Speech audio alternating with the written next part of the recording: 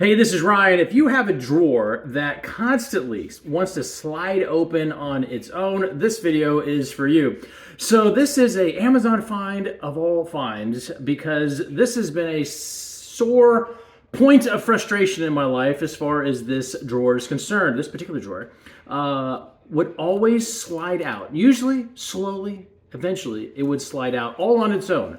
Kind of weird. But I found these flush mount, very thin magnets on the old Amazon. And they come with double-sided tape. They do come, if you want to screw them in, which I really didn't want to, they do come with screws. So as you can see here, I don't have the screws in there, but there's a it's on there.